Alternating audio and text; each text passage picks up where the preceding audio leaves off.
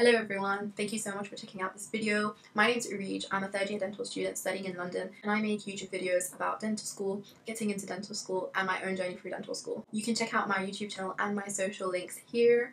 And a big thank you to Immersify Education, who have allowed me to come on today to speak with you about how to make the most out of your lab sessions at dental school. The first part of this video was on my channel, so if you haven't seen that yet, go check that out. On here, we're going to be carrying on from that. So as you know, your simulated lab sessions in dental school are very lengthy and they can be very tiring as well. This is why I think it's really important to not underestimate your break halfway between and make the most out of it. I really recommend bringing your own food in because this will save you a lot of time. You'll have the whole break to just wind down and enjoy your food. Of course, I'm not telling you to never go out and buy food because I've done this plenty of times as well.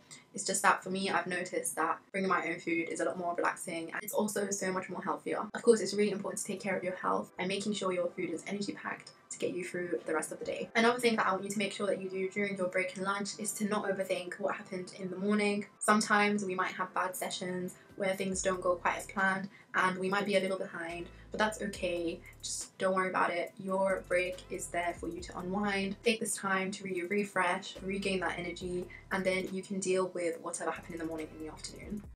So I'm going to take a little moment out of this video to talk about the Immersify Dental App and explain why it's so useful for dental students. These are all the topics that are currently available on the Immersify Dental App. When you enter into these topics, you get given a lesson and essentially it consists of lots of useful information that you can learn from, as well as a picture linked to this text that you can rotate, zoom in, zoom out of to get a really good idea about what you're learning and what the text is about. So these lessons are very useful to use after we have gone through our dental school lectures because it's much more summarized and it gives you a nice quick summary and you can easily revise a topic that you had previously learned from a lecture.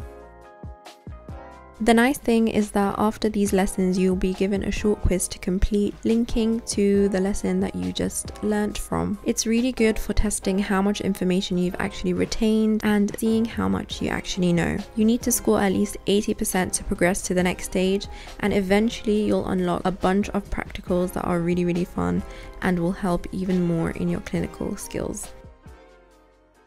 My next tip is to do with what you should do after your lab session. As I discussed in the first part of this video, so much can happen in a lab session. You're going to be learning new things, new skills, and you don't want to be forgetting these things afterwards. This is because they can be really useful in future sessions as well. So I really recommend that after the session or just towards the end of your session, you jot down some quick notes on what went well and what you learnt and what you think you can improve on for next time.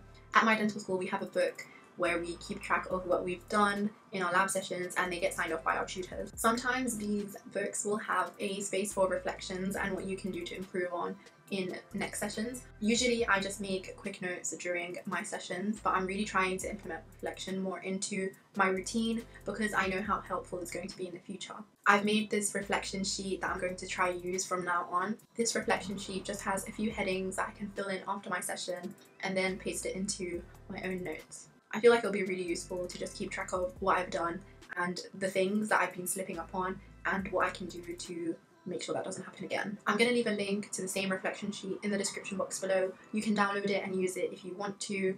It's totally up to you, but I feel like just having some sort of reflection is really important and really beneficial. My last tip on how to make the most out of your lab sessions, and probably the most important point, is to understand that it takes time to get better. The procedures we do in dentistry are so complicated and so intricate, so don't expect to get them right straight away, and literally no one expects you to get them right straight away. It takes lots of time and practice and trial and error to build the correct skills and be able to maximize your potential. And also understand that it takes some people less time than other people, because you might be in sessions and seeing some people doing so much better than you and you're like, why is mine not working? Why is mine not this good? Honestly, I don't want you to compare yourself to other people because we're all on our own journey and we're all at different levels. Some people might be really good at one part of dentistry, but you might be really good at something else. So it's really important to not get stuck in comparing yourself to others, because just focus on yourself, work on your own skills, and you will get better and you will see improvement. And like I said in the first part, it's just really important to keep trying,